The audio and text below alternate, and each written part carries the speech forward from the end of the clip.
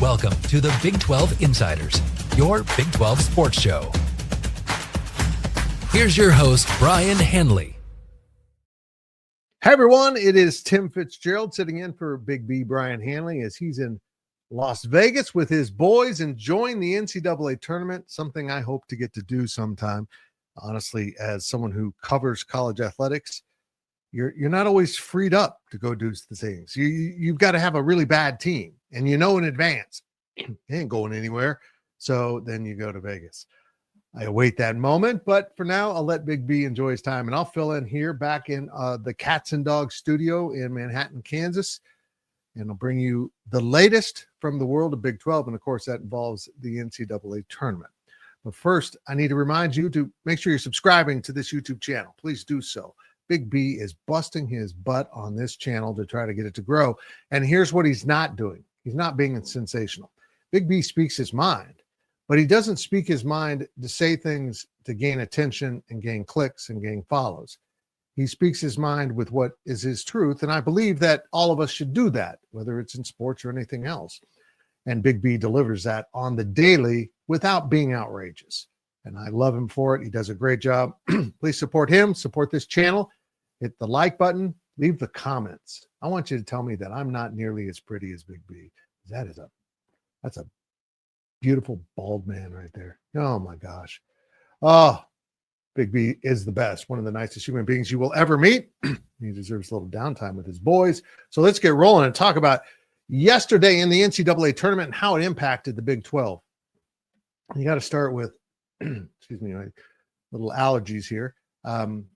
The University of Kansas with the only loss of the day. The Big 12 went 3-1.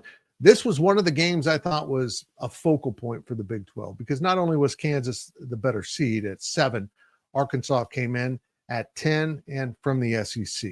And you've been following this as well as anyone. I assume that this talk about the SEC being mighty isn't so truthful, but it is a talking point, and this kind of boosted that. Kansas has struggled a little bit this season. This has not been a typical Bill Self team. I think he has not put together the right parts and suffered for it because they just never looked as cut out as typical KU teams, and ending in the first round for the first time in a long time is something KU fans aren't used to. And honestly, it wasn't good for the Big 12, but Arkansas did enough to win that game. And I think we need to recognize, what a colossal matchup of coaches that was between Bill Self and John Calipari. A little back and forth in this game. Bill Self going to a zone, which he doesn't do, and it proved to be greatly effective in coming back and taking the lead. And just when it seemed like they were asserting themselves and about to take control, a trio of turnovers, 2 of them by Hunter Dickinson, that just wiped out Kansas. It just absolutely changed the momentum of the game and gave Arkansas a lead it would not give back. So Kansas is out, Arkansas advances, and that sucks. But let's look at the rest of what happened on the first day of the tournament. Here are Thursday's Big 12 games. Houston, of course, rolled SIU Edwardsville.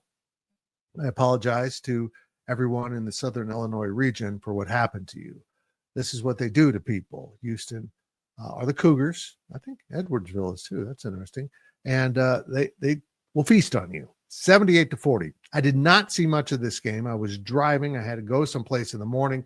I turned it on. Honestly, don't tell the man. Okay, don't tell the fuzz. I turned it on in my car, on my phone, up on my dash, so it was running. But I thought I was watching a car accident when this game was going on. I thought SIU Edwardsville was like a pedestrian in the road, and the Houston Cougars bus just ran over him. I couldn't watch it. It was violent. It was awful. It should have had a viewership warning to keep children away. Houston dominated. Houston is my pick to win this entire tournament. Later on that afternoon, BYU took on VCU. And, well, I got to tell you, I'm a huge BYU basketball fan. I love the way they play. And VCU played an outstanding game against a really good team of, Cougars. We got a theme going here. And BYU pulled away on them right before half and kind of sustained that through the second half. But VCU played a tremendous game. It took all BYU had to hold them off. Congratulations to BYU advancing last year. Sucked for the BYU fans, but They're in new hands now with Kevin Young, who's put together a roster that can compete at the highest levels, and I mean that sincerely. Don't be surprised if BYU keeps running through this bracket now that they got the first one under the belt. We talked about KU and Arkansas, 79-72 for the Hogs. The only team not named the Cougars so far that won. And then Texas Tech in the late night game played North Carolina Wilmington. Pretty good game. Wilmington hung around for much of it, but Tech ended up winning by 10. And just admiring the coaches for the Big 12 that did their job on this day. And of course, Bill Self didn't get the win, but he's an outstanding coach, as many in the Big 12 are. It was a good day for the Big 12. They went 3-1, but there's more work to be done, and it's another day. And as we're getting ready to post this, I think a game will be tipping off shortly. Big 12 has 3 games today.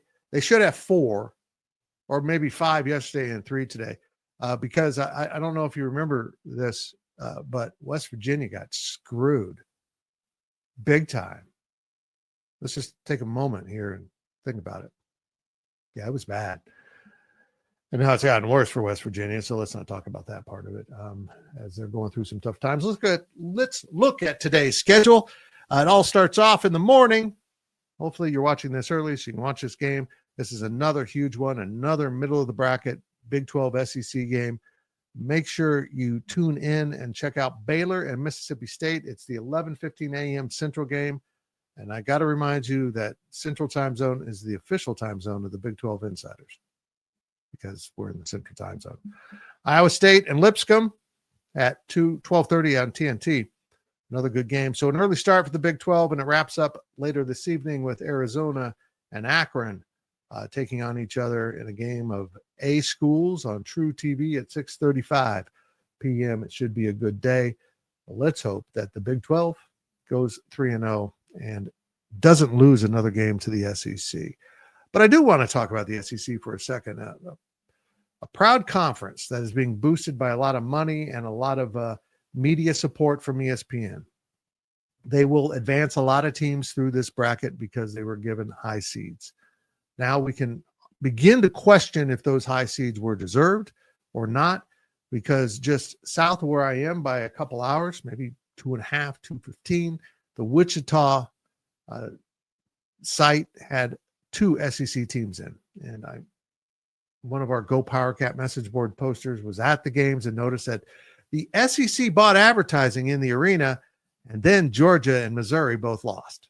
So that was kind of fun. It's kind of cool. I hope they run those ads on Saturday when no SEC team's playing, so we can be reminded that the SEC is a lot of talk and not enough results in so far this season.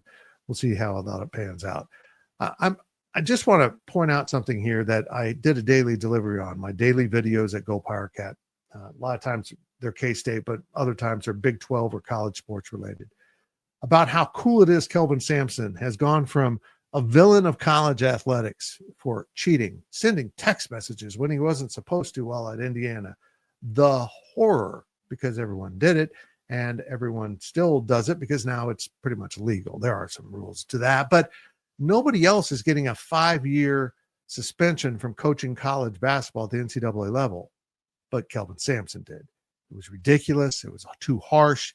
Still don't understand that penalty very well, but he had to sit out college coaching for 5 years after having great success at Oklahoma and starting at Indiana and poisoning himself to take over a great program in Indiana. But the NCAA hammered him. He went to the NBA for 6 years and then came to Houston in 2014. And here he is absolutely rocking it. And not only has he been reinvented in terms of making it back to the college game, he's been reinvented in how we kind of see him.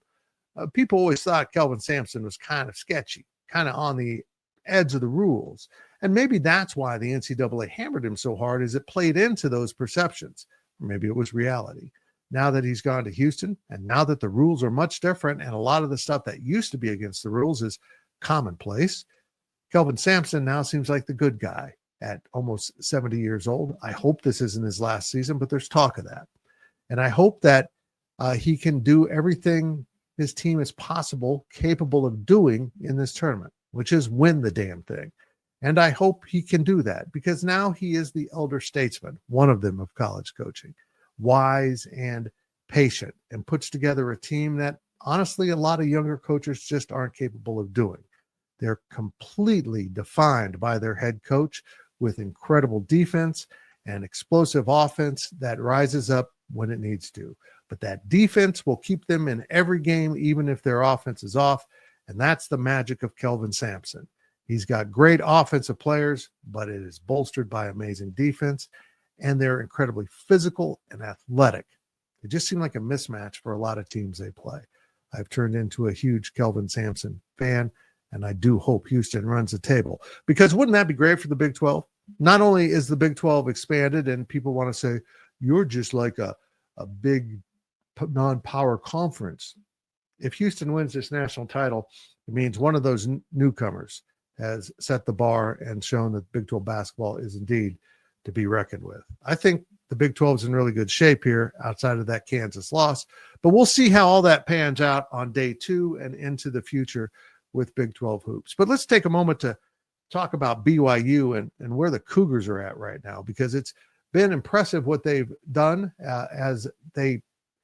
I know this well. They beat Kansas State kind of late in the season, but not too late. And then they never lost again until they ran into, Houston in the Big 12 tournament. And Houston eliminated from them, but they jumped right back into action and got after it with this game against VCU, which, as I mentioned, played a tremendous game. I was really impressed with them. BYU advances to play Wisconsin now, and that game is on Saturday at 6:45 on CBS. It is the big broadcast, and BYU and Wisconsin have some similarities. I'm just going to say it. These teams are very, very Caucasian, but great teams, and they've got great players of all sizes and shapes and colors. But it's going to be a fun game.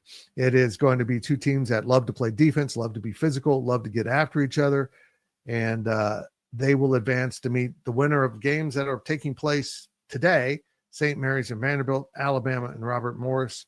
This is where I think Alabama will exit.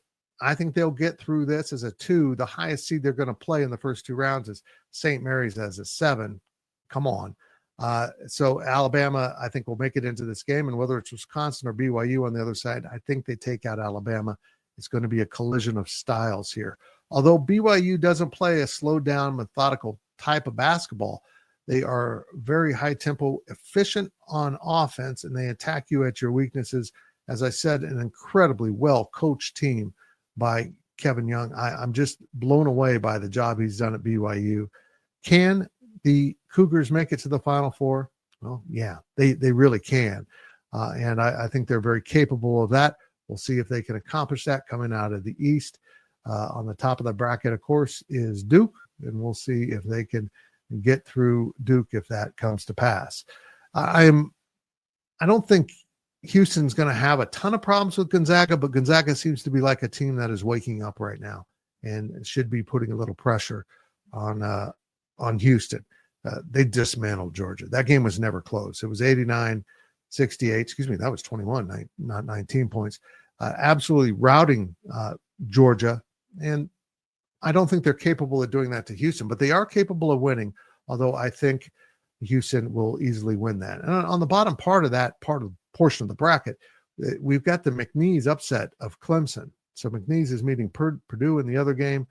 Those games, the Houston game will take place at 7:40 on TNT. It's very nice of the NCAA or the TV partners to schedule 2 top teams of the Big 12 to play simultaneously.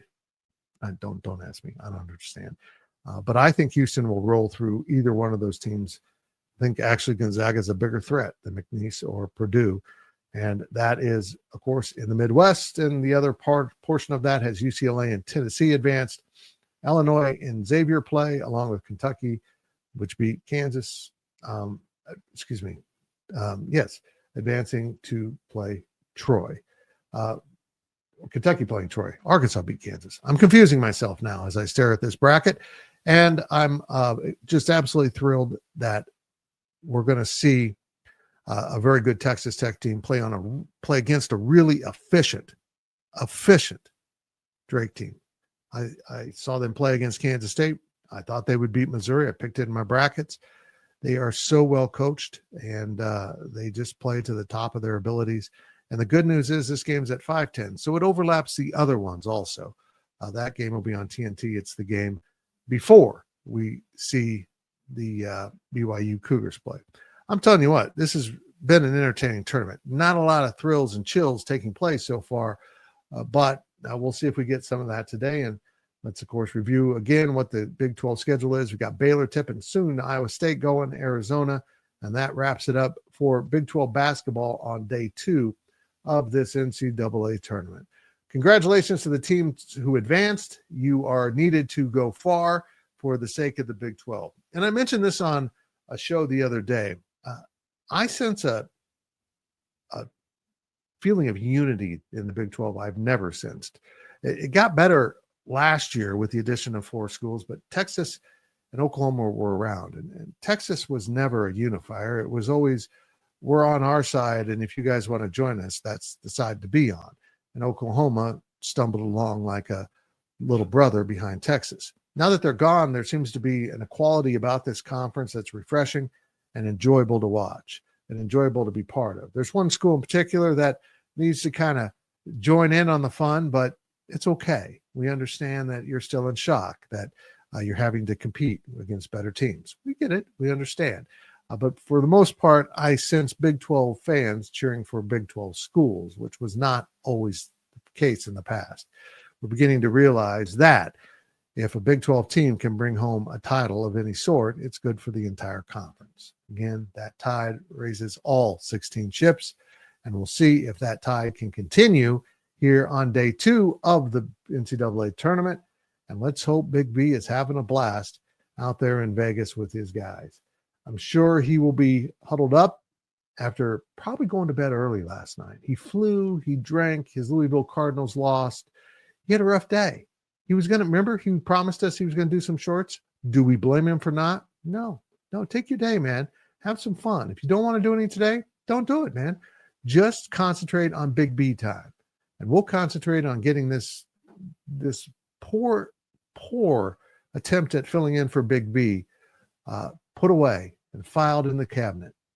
Day 2 of the NCAA tournament's here. Big B's not here. And we, my friends, are out. Thank you for watching the Big 12 Insiders, your Big 12 sports show. This has been a Spirit Street production.